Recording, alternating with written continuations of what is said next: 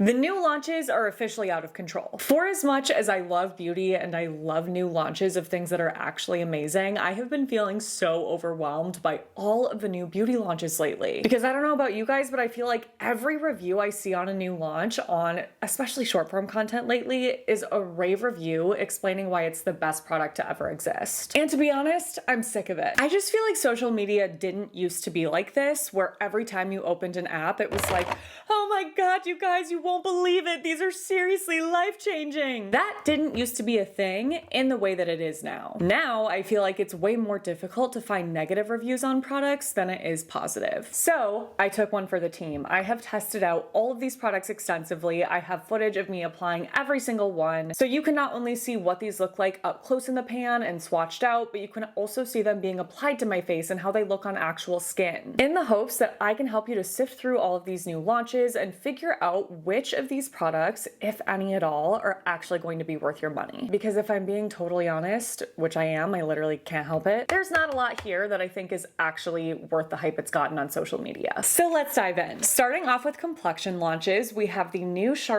I don't need to say new. Everything in this video is relatively new. We have the Charlotte Tilbury Unreal Skin Sheer Glow Tint Hydrating Foundation Stick. Charlotte Tilbury, they are so good with their marketing. The way that they photograph and capture video and just explain every single one of their products sucks me in. It does. And that is no different when it comes to this one. It's described as a ring light effect and a hydrating foundation stick that blurs and smooths for a soft, focused skin glow. This is available in 20 different shades, and I was sent 2 different shades in PR. Most of these products were thankfully sent to me in PR. Otherwise, videos like this would be impossible for me to film because of how expensive it gets. So I was sent the shades 5 medium and 7.5 medium. Both of these have a bit of a golden reflect, but 7.5 medium is definitely much more warm in undertone. Charlotte Tilbury highlights a few different ingredients in this, the first being a trademarked ingredient called plant-powered collageneer, which is supposed to help with things like skin firmness, bounce, and elasticity. This also has multiple molecular weight hyaluronic acid, daikon radish seed oil, and vitamin E. This foundation stick has a very, very slippery, balmy texture, and it's so slippery that it does honestly feel a bit greasy when I'm applying it directly to my skin, but once it's fully blended in, it doesn't feel greasy anymore. This offers sheer to light coverage and has a finish that's both very radiant and very dewy, meaning that you get that highlightery pearlescent effect in addition to a really wet, juicy effect. So it's no surprise that this is a product that is just too much of those things for me personally because I have skin that leans oily. So knowing that, I wanted to see if I could figure out a different use for this and if maybe instead it would just work as a really nice primer for me. Underneath makeup, the glow that it gives me is gorgeous initially. There is no denying that. But unfortunately, this just doesn't really hold up for me with a full day of wear. It definitely makes my skin look greasy and starts to break up the makeup that I have on top of it. Obviously, I recognize that this wasn't designed to be a primer, so that's totally fine. But if you were wondering if this is something that would be an alternative to the Flawless Filter, I would say no, at least based on my personal experience. So I would just stick to Flawless Filter or e.l.f. Halo Glow if you were looking to use this like that. Otherwise, if you're looking for a foundation stick that gives you that super dewy radiant effect all at once, this may be something that you're interested in, but for me, it's just a no. Moving on to the newest addition to the IT Cosmetics CC Cream collection, they have a new version called Natural Matte. Just like their other CC creams, this also has added sunscreen. It's an SPF 40 with a combination of chemical filters and mineral filters. And those are ensilisol, octisalate, and titanium dioxide. And just like with basically every skincare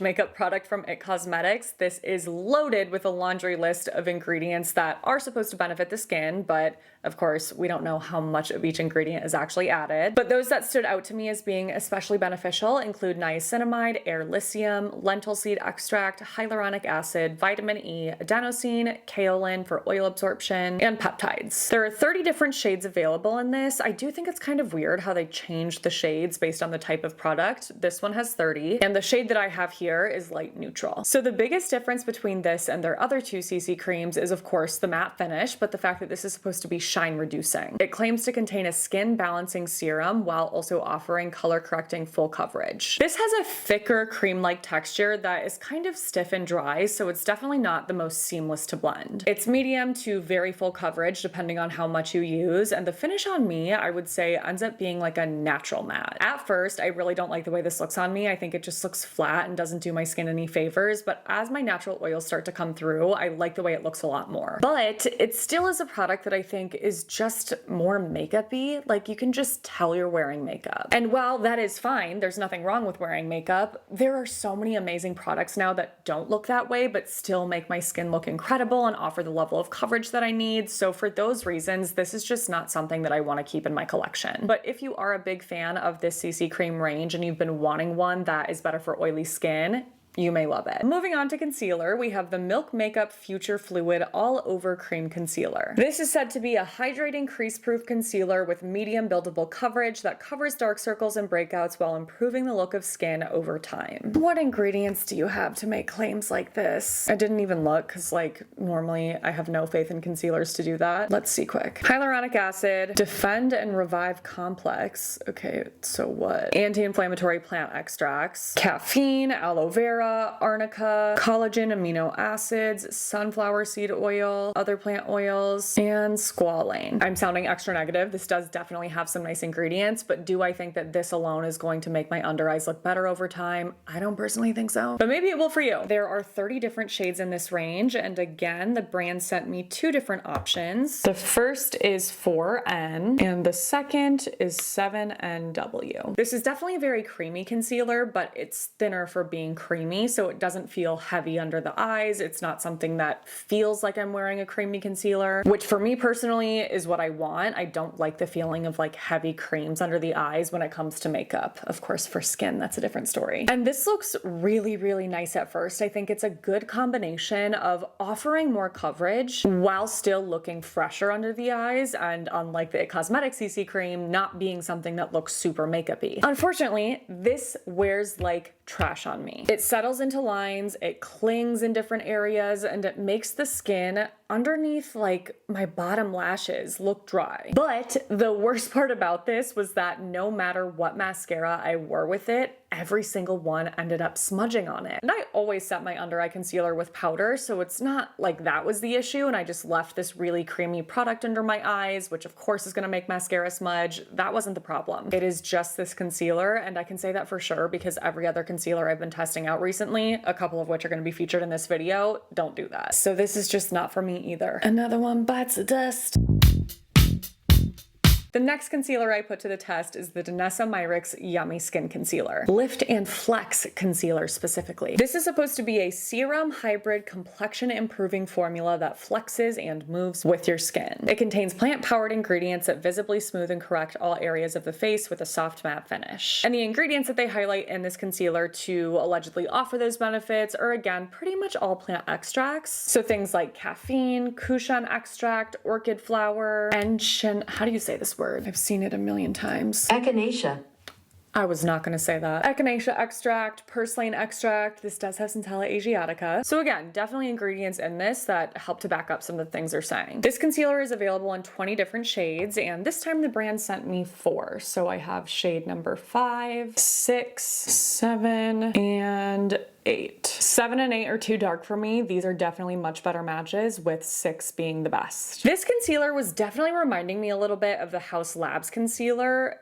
Not exactly with the actual texture or formula because it's quite a bit thinner than the Haus Labs one, but more so in the way that it meshes with the skin under my eyes and just makes that area look nice and hydrated and skin-like at first. So the first few times I tested this out and did full day wear tests, I just wore it completely by itself, and I always really liked the way it looked. I felt it wore nicely throughout the day, even up to the end of the day. So I wanted to actually test it out side by side next to the Haus Labs concealer, given that that is my current favorite. And in looking at the footage up close, I do feel like the Danessa Myricks one settles into lines just a little bit more than Haus Labs. And the other big difference that I noticed when looking up close is that my coverage seems to last and hold better with Haus. Some of that coverage definitely did just fade away a little bit with Danessa Myricks, and I could see my dark circles starting to pop through more. It wasn't anything I would have really noticed had I not had it on next to Haus Labs, so I still do think it's a nice concealer, but because I do think that Haus Labs performs just a little bit better, and that is already something that I own and love, I'm just gonna stick to using that over this. Okay. This is a product that completely took me by surprise. It is the new Tarte Creaseless Creamy Concealer, and I had zero expectations for this, especially because what I remember of what is even their original concealer that everyone was obsessed with? Shape Tape, duh. That was one of the most makeup-y concealers I had ever tried. I know everybody loved it. I did not. So when I opened this PR package, I was like, do I even want to test this out? Like, I know I'm gonna hate it. And I didn't. I not only didn't hate it, I actually love this. And you know that means a lot based on everything I've said about all the rest of these products so far, and will say about everything else. So this is supposed to be skincare in a bottle. There's definitely a marketing theme here with all of these concealer launches. So Tarte says that they infused all of our skincare into their new Creaseless Creamy Concealer with almost 60% skincare ingredients in each bottle. That's very interesting. I wonder how that would compare and like what they're categorizing as a skincare ingredient. We can't trust things like that. But this does contain maracuja passion fruit, cloudberry, caffeine, bakuchiol, and niacinamide. If they were just like, this has vitamin E, I'd be like, get lost. So this claims to be an anti-crease formula that won't break down or settle into lines. It's supposed to cover the look of dark circles, redness, blemishes, hyperpigmentation, and more, smoothing out life's creases, and supposed to leave your skin looking more hydrated and moisturized. I didn't believe anything that they said when I first saw that. I was like, no, I bet this is gonna crease real bad. They have 34 different shades, and the two shades that they sent me are 22N Light Neutral and 29N Light Neutral. 22 is definitely just too bright for me under the eyes, so I have been going for 29.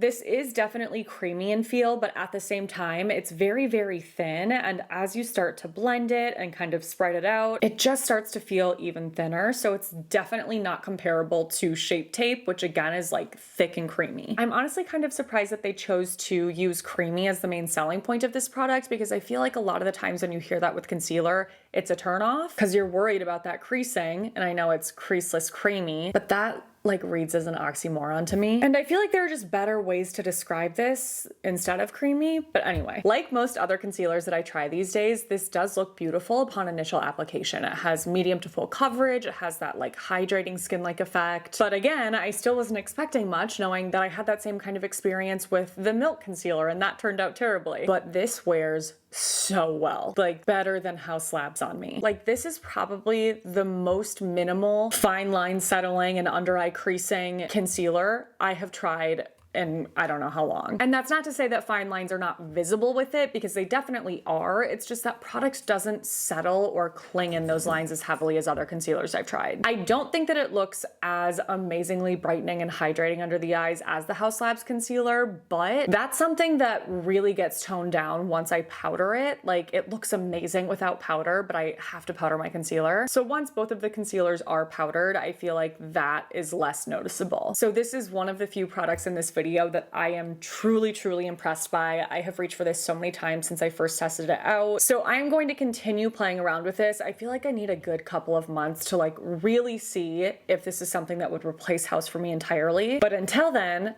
I'm gonna keep using it because I'm really loving it. Next up is a product that I was weirdly really excited about. I don't know why. I feel like I don't typically get excited about a pressed powder, but I did. This is the Rare Beauty Tinted Pressed Finishing Powder, and it's described as a weightless tinted powder that does it all. Instantly blurs, smooths, reduces shine, and sets makeup with a natural finish that stays true to you and your skin. They say it has a diffused cloud effect that lets radiance filter through, layering seamlessly and undetectably over bare skin or makeup. There are 14 different shades in this powder, and I picked up the shade Porcelain. The way that they described this product and the marketing that I saw before the launch on social media made this seem like it was going to be more of a skin perfecting powder than I felt that it was for me. Most powder is going to blur to some degree, but I just didn't really feel that this did that any more than a standard powder for me, and it definitely didn't seem to smooth my skin at all. So those claims were kind of fails for me, but the biggest fail about this powder is the fact that it does not keep my oils at bay whatsoever. No matter what, I have to repowder with this, but even when I do that, my skin still looks greasy by the end of the day. One of the days I captured footage with this is when I was wearing the CL skin tint, and that's definitely a very hydrating, glowy product. With that, oh my god, my skin looked horrible by the end of the day. So greasy, my makeup did not hold up at all. It looked so patchy. So that was a mess, and I wanted to try it with the Maybelline skin tint instead. instead. That's definitely still a glowy product, but not as dewy as CL. And while that definitely helped, my skin still looked oilier than I would like it to at the end of the day, so I just didn't love this powder in the way that I was hoping to. If you have dry skin, I could imagine you really loving this, but if you are somebody like me that not only needs powder to set makeup and help it to last all day, but also to keep oils at bay, I would just avoid this. I don't think you'll love it. Let's move on to bronzer. Everybody was raving about the new Makeup by Mario Soft Sculpt Bronzing and Shaping Serum. This is a liquid bronzer that is supposed to be Mario's softest sculpt yet. It warms the complexion with a sun-kissed glow and softly shapes targeted areas with a sheer natural second skin finish. There are 7 shades, and the 3 shades I was sent are fair, light, and light medium. I have the same issue with these that I do the other bronzing product that he has, the like cream bronzer in the pan, and that's that with the exception of this deeper shade, these look quite muddy on my skin, like they're just a little bit too cool in undertone for me. But I will say, I'll give it to them, the formula feels divine. It has an incredibly lightweight gel serum-like texture, and it's super easy to blend, so it's definitely a very easy to work with product in general, especially because it's also something that I can build up and blend on top of powder. And that's something that I feel the need to do with this product, because not only is the finish sheer by itself, but once I set it with powder, which again, I have to do, I have oily skin, it kind of just like disappears. To me, this product is the epitome of no makeup,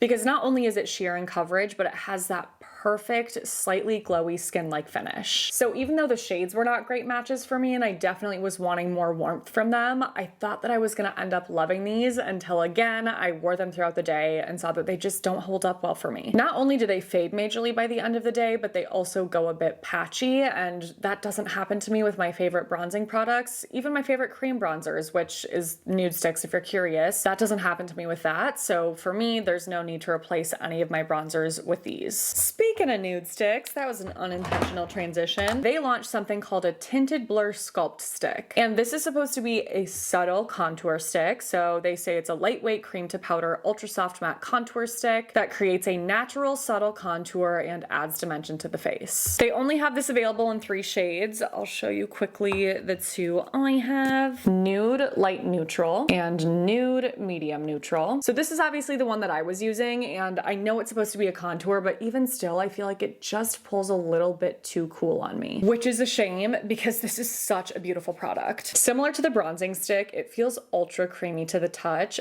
but as you blend it, it starts to thin out and go dry and powdery, but not dry like it feels dry on your skin, just drier than the wet creamy feel at first. And I also have said that I feel that same way about their bronzing stick, that it's like a cream to powder, but this one takes that to another level. It just goes so thin and powdery. It's amazing. Despite that difference in texture, it is so easy to work with. Honestly, maybe even a little bit easier, even though I think the bronzing stick is already super easy. It just glides across my skin. It's so blendable and buildable, and it has a gorgeous, soft matte, slightly blurred finish. And if you would like to see what this looks like side by side next to the bronzing stick, I have a couple of screenshots to show you here. The contour stick is definitely less pigmented and more matte in finish. So while I really love the way that this feels and applies, I just don't think it's quite the right product for me personally. Not only is it just a little bit too muddy on my skin tone, but it also just doesn't have quite as much coverage as I would personally like. Again, that is totally fine because this is supposed to be subtle and more natural. So if that is what you were looking for and you have oily skin that can handle a cooler undertone, then you'll love. Next up is the new Say Dew Bronze. Dew Bronze. That's it. That's what it's called. Dew Bronze. This is a soft focus, effortless liquid bronzer that is available in 6 different shades. I was sent the shades Sand and Salt. Again, both of these are just not quite warm enough for me to use as bronzers. I mean, this one's way too dark, so I wouldn't use that anyway, but that is like, that's giving very cool. Let's see how they describe that actually. Oh yeah, it's supposed to have cool undertones. Fair to light? What? No.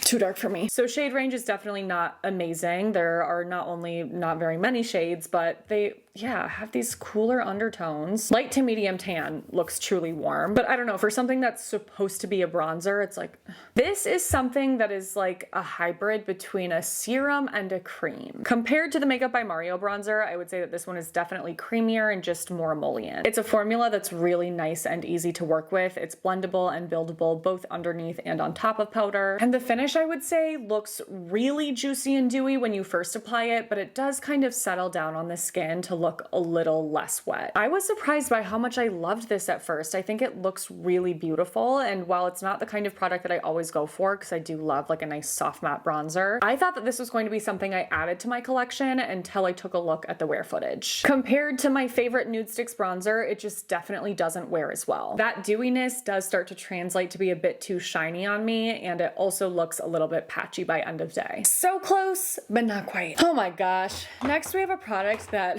really ticks me off. It is the, wait, did I skip something? No. I really like to go in order with like creams to powders to my brain. It is the YSL All Hours Hyper Bronze Bronzing Powder. So this is described as a soft powder bronzer that leaves your skin with a 24-hour healthy sun-kissed glow. Who is leaving bronzer on for 24 hours? Remember when that used to be like a really big marketing point for makeup brands? Like, last 24 hours. I'm like, who's doing this? Even back in my crazy party days in college, I never had makeup on for 24 hours. Anyway, there are 5 different shades in this, and they sent me 2 shades that are just not the best for me. This one right here is far too dark. It is shade 3. Shade 2 definitely works a lot better, but only if I have self-tan on. If I don't, it looks too orange. I did go to Sephora to take a look at shade 1 in the store, and I was like, oh, that kind of looks like my perfect match, but I did not realize that this is $65. Wait, I'm getting ahead of myself. Let's talk about how this performs first. So I would say it definitely is a nice bronzer. It applies well, it blends well, it has a nice, like they said, soft matte finish. So I think the way that it settles on my skin is really nice. It has great lasting power. I'm gonna be honest, I think the packaging sucks. Like, I get what they're doing, it's YSL, I know, but I don't like it, sorry. So is it nice? Sure, yes, it is a very nice bronzer, but if I did not know this was $65 and you handed this to me in like discreet packaging that didn't look like this, with let's say like the L'Oreal Infallible bronzer, and you had me test out both of those, like a split face kind of test, would I know or think that this is worth $65 compared to the other side? No. So if you are somebody that likes luxury beauty and that is fun for you to splurge on things like this, it makes you feel like you're treating yourself, by all means go for it. I am certainly not judging you, but I just don't think that this is worth $65. Like, if you're gonna charge $65, you need to be amazing, and I don't think I would say that about this. Like, yes, it's really good, but not $65 really good. Let's move on to blush. First up is the new Lawless Pinch My Cheeks Soft Blur Cream Blush. I don't know what it was about the marketing of this product, but it got me. Just the way that the shades looked, I was like, my God, you're beautiful. They have 6 different shades, and the one that I picked up is Angel. Ugh, it's like the most perfect color ever. So this is a weightless, creamy, velvety soft texture blush that delivers long wear buildable cover, allegedly, for the cheeks and lips. Oh, I didn't know they were saying this is also for lips. Okay, so let's talk about this. This is a super, super creamy balm to powder as well. And honestly, like, you would think it wouldn't do that when you look at how creamy this is, but as you start to blend it in, it goes so thin and truly has a powder-like feel. It has a soft matte finish that, when put on top of glowier complexion products, looks really nice and fresh and not too flat. But this just doesn't wear well on me either. I was so bummed because, again, I think this shade is gorgeous and just that like fresh look at first. I loved it, but it definitely does go a little patchy at the end of the day and just isn't something that I'm going to keep in my collection because of that. Ugh, I'm sad. We need to talk about these. The House Labs Color Fuse Glassy Blush Balms, to be specific. These are serum-based high pigment blushes with 70% skincare and proprietary complexes that hydrate and make the skin look more plump in a long-wear glassy balm. This comes in 8 shades. I have 4 of them. They actually, I'm so bummed. They sent me the entire range of colors at first. When I saw some of those like hot, bright, deeper colors at first just in the packaging, I was like, oh, there's no way I'm gonna be able to wear those, and I immediately put them in my giveaway pile. But now that I've tried these, I'm like, I wish I kept them. So the shades I have here are Glassy Lilac, Glassy Pomelo, Glassy Hibiscus, and Glassy Rosette. And I don't think I have ever felt another blush quite like these. They truly have the softest, smoothest, most amazing texture, and they somehow have a gel-like feel to them despite being packed into a stick, and they're very, very slippery but not greasy whatsoever. So when I was first swatching these and playing around with them, I was like, there's no way that this is gonna like work out and last, because they're just like slick, so slick that they're so easy to work with. It's like a little too easy. I start getting suspicious when things feel that good. And I totally understand why they are highlighting this as a glassy product, because these give you that glassy skin look. They have sheer to medium pigment and the most gorgeous skin-like glow ever. That does definitely get toned down once I apply my setting powder, but these are actually very easy to work with on top of powder, which I love because it brings some of that juice back without it being too much. So imagine my surprise when I realized that these actually wear so well. I just didn't think that that would be the case. It's really difficult to find products that are creamier and look juicy on the skin like that last well, but they have somehow done that with these Haus Labs blushes. I am so obsessed with these. I'm so excited to keep them in my collection, and honestly I'm probably gonna run out and purchase a couple of those deeper, brighter shades because they just look so fun. And now that I know that this is not like a crazy overly pigmented formula, I feel like those are shades that I would enjoy wearing. Thank you, thank you. Anyway, another very splashy looking blush launch was the Give Beauty Dewy Plump Collagen Cheek Tint. These are supposed to be high performing liquid blushes that weightlessly flow over skin, delivering deep hydration, streak-free radiance, and a luminous long wear finish. This tint hits different, they say. They graciously sent me every shade in this launch, of which there are 6. So I have Hibiscus, Peony, Bouquet, Marigolds,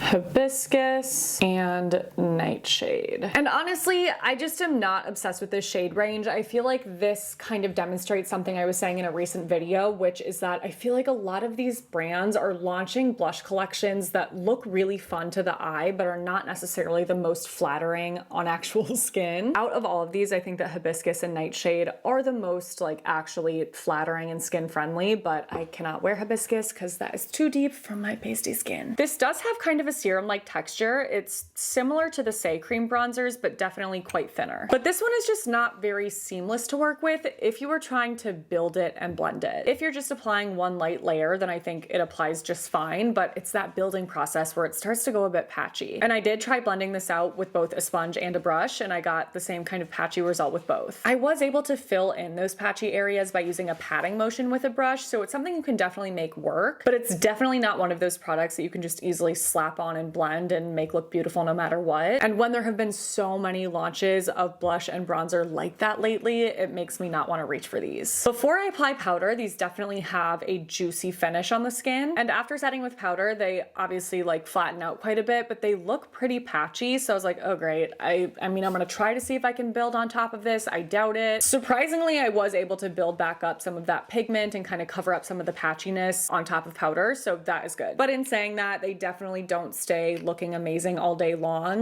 While the pigment does hold really well in some areas, it definitely is a little bit patchy in others. So this is a blush launch that was just kind of a big pass for me across the board between the shades, it not being the easiest to work with, and not wearing the best. I'm like, nah, don't need. The last liquid blush I wanted to review in this video is the Huda Beauty Blush Filter. So this is supposed to be a pop of color with a filtered finish. It's described as a lightweight liquid blush with buildable pigments and finely milled micro pearls for a soft, focused, high impact glow. This packaging is so adorable, by the way. I am obsessed with the like slightly see-through. So cute. They have 5 different shades available in this. I picked up Strawberry Cream, and it literally smells like strawberries and cream. Yum. The texture of this is actually not super liquidy. It's really thin, and it honestly has a little bit of a balmy to powdery feel, but I don't have any complaints about that. I like it. I think it's really nice. While this is a blush that is very easy for me to work with, and I don't have any issues with it in that sense, there's something about this that I just don't like on my skin. At first I thought that maybe it was just because the shade wasn't the most complimentary, but then as I was looking at it closer and looking at the footage, I was like, I don't think that's it. I think it might just be the kind of blush that once blended out in the way that I need to, looks a little bit too sheer for me. I don't know, I can't quite put my finger on it because I don't think the finish is the issue. They say that it has a soft glow finish, and I would agree. It's like that diffused, slightly glowy look. All of that's pretty. There's just something about this that I don't love on me. Every time that I tried this out, I was like, ugh, I don't like the the way my makeup looks. So it's definitely not a bad product by any means. It's just not one I could get to work for me. The last blush I have to review for you guys is the Kosas Blush is Life blush. It's literally what it's called. Blush is Life. Weird. So this is a baked dimensional and brightening blush, and it's available in 8 different shades, which were all sent to me. We have Hype, Euphoria, which is definitely my personal favorite, shocker, Blissed, Thrill, Adrenaline, Butterflies, Swoon, that's a really good one too, and Dreamland. It's definitely a lot more pigmented than I was expecting given the fact that it's a baked blush. So it's one that you don't want to like load up your brush with. Instead, just start with a little bit, go from there. It'll build up quickly. The finish is definitely radiant and you get some of that blush lightery effect, which is really pretty. You guys know I love that. And it has great lasting power. So when it comes to the actual performance of this blush, I think it's really great. But I really was hoping that more of these shades would be more complementary to my skin than they were. I feel like a lot I like swatched and was like, oh my gosh, it looks stunning. But once it was actually on my face, I feel like a lot of the colors just like weren't doing me any favors. If you are able to find a perfect shade for you in this range, I think it's one that you'll really enjoy if you like a blush with a radiant finish. But I'm gonna have to end up giving most of these away because they just don't quite work out. Oh, that was dramatic. The new Fenty Beauty highlights were so hyped up. I was like, oh my God, I think this is gonna change my life because everyone says it is. It's the Demi Glow Light Diffusing Highlighter. And the way this was described made me think of the Hourglass Ambient Powders, the Essence Pure Nude highlight. They literally call it a low-key glow.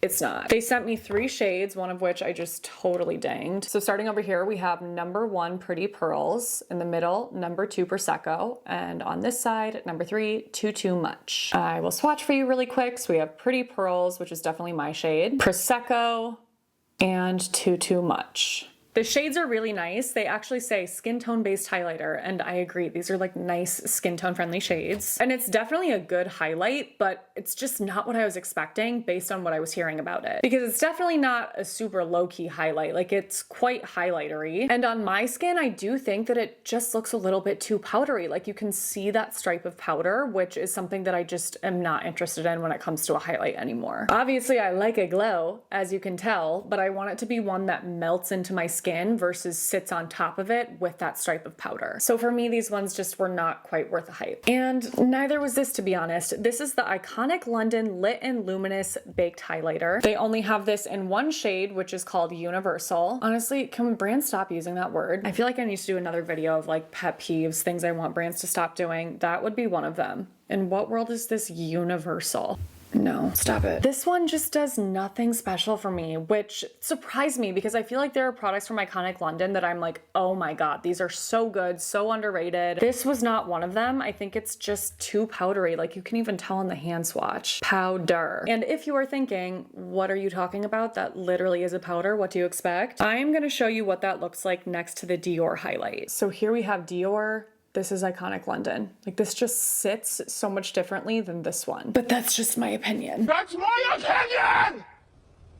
Moving on to eyes and brows, we have the newly launched Milk Tubing Mascara. This is one that I included in my recent tubing mascara showdown. I tested and reviewed 20 different tubing mascaras, had application footage and wear tests. So if you would like to see where that lands in the lineup, definitely check that video out. I will have that listed below. But for the sake of this video, I'll just say that it's a good performing tubing mascara, just not one that is amazing looking on my lashes as I want it to be. It's just a little bit too straight. Like there's not much curl to this mascara for me personally, and it's a little too voluminous for my liking without having the added length that I feel I need. So that's a pass for me, as is the Milk Kush High Roll Brow Tint. So this is actually described as a tubing eyebrow gel. I definitely didn't experience any like tubing situation when I removed this, but I don't know. It's available in 8 different shades, and the shade that they sent me is Haze, which is their blonde shade. In using this, I just realized it's definitely not the right product for my eyebrows and like where I'm at in my brow journey. So my brows are microbladed, and because of that, I really just need a pencil to fill in any areas where that microblading has faded or maybe wasn't as intense to begin with. And that's really difficult to do with a brow gel like this because obviously it's gonna get color on all of my brow. So I feel like it just ends up building up color too much in areas that I don't need it. And at first, this gives me amazing lift. I really thought it was going to be one of those that is like that laminated effect where it lasts all day long, but no. The hold just isn't there for me. I definitely had areas of my brows that felt pretty flat. So all in all, not the right product for me. Not to say it won't be for you, but it's not for me. Oh my gosh, one that I am so impressed with is the MAC Pro Locked Brow Gel. The hold with this brow gel is so impressive. I mean, see for yourself the before and after here with a full day of wear. The biggest complaint I have about this is the applicator. I just feel like it makes it tricky to be precise with small areas of my brows. It's such an odd shape. So that's the one thing I would change about it. But when it comes to the actual gel itself, good. All right, we have made it to the last category of this mega review, which is lips. Kosas launched a product called Hot Liner, which is just their lip liner. I have two shades that I can swatch for you here. This one is Infinite and this one is Mega. Definitely really pretty shades. The texture of this is not quite dry, but it's also not really creamy either. It's somewhere in between. The pigment is just right with them and they have good lasting power for sure, but there's nothing about these that was making me feel like I was dying to reach for them again after the experience I had with the new Maybelline lifter liners. Those impressed me so much and for a lower price. So for me, when I have something like that I'm like, oh my God, it's amazing. It lasts so long. It's so creamy and it's cheap. It makes me not feel excited about a product like this because I'm like, what have you done for me lately? Again, not bad. I think it's actually a very good lip liner, but the Maybelline lifter liners are just fantastic and $7.99 versus the $22 that these are. Tower 28 also sent me their lip liners because they just launched several new shades. So I will swatch what I have, which includes some of the OG shades like this one. This is Fill Me In, Draw Me, Check Me Out, Paint My Number, Work of Art, and Color Me Fine. So definitely some beautiful shades, but I just do not like the way that these feel. They are so dry and pencil-y. So much so that I'm honestly shocked that they have a little water drip and hydrating on the product page for this. I'm like, what? Like you can smell the pencil. They're so pencil-y. And while they're not crazy expensive because they're $15, I don't think they're worth money like that. If I'm being totally honest, this feels like a super cheap drugstore lip liner. Stick with Maybelline. Huda Beauty launched a product called the Faux Filler Lip Gloss. They launched it in 7 shades and the shade that they sent me is Glassy, which is completely clear. I'm gonna put some on right now. This smells real good. It's a nice sweet scent. I see where they were going with this doe foot, you put it between your lips, but I honestly hate it. It's like or to bite down weird. I didn't like. Zero complaints about this gloss after I initially apply it. It definitely feels comfortable. It has nice cushiness to it. Really pretty shine. All of that is great. But I do find, sorry, I've got hair in it now. I find it thins out and loses that comfortable cushiness more quickly than some of my other favorite clear glosses. So Ami Collet or Physicians Formula, I think that both of these are better. This is just definitely not something that I need in my collection at all. Okay. Products I wanted to love so bad. The Give Beauty Dewy Lip Plump Collagen Lip Gels. So these are actually in the same exact shades as the cheek tints, which I think is cute. I like when brands do that. So this one's Purple Irises, Peony, Bouquet, Marigolds, Hibiscus, and Nightshade. I think that these shades are actually a lot more flattering on the lips than they are on the cheeks. And Nightshade even, you would look at that and be like, ooh, that's deep and dark, but it's sheer, so it's beautiful and very wearable. But this is not for the faint of heart. It is thick. And it's definitely a little sticky and a little goopy. With a super light layer, it's fine, but if you try to build this up to get a little bit more pigment from it, you will very quickly get those lip gloss stringies that stick together between your lips because it gets goopy fast. But it is so juicy and glossy. It kind of smells like cake. Oh, it just looks so pretty at first. I love it. And the color I actually found lasts really well. It's just that the actual thickness of this fades pretty quickly and all I'm left with is stick. So as much as I die for the way that that looks at first, I don't want to keep this in my collection because I know I'm not going to reach for it when I have other things that just feel better and last longer in a better way, you know? Editor Emily's going to be so excited because she loved this when she tried it. So surprise, you can have these. Second to last, we have the In Beauty Project Sun Balm SPF 30. So these are sunscreen lip balms. It is a mineral sunscreen, so it has 13.5% zinc oxide, which is SPF 30, as I said. Did I say that? And it comes in 3 different shades, which are pink. Whoa, my God, I did not mean to squeeze all of that out. I'll do a hand swatch for you guys here. Do it with me. There's pink, latte, and rosy brown. If this didn't have sunscreen in it, it wouldn't be a product I would feel the need to keep in my lip collection because there's nothing about it that I am obsessed with in terms of feel. While it's definitely comfortable, it's one that is thinner, does not last very long, and doesn't have like a ton of shine.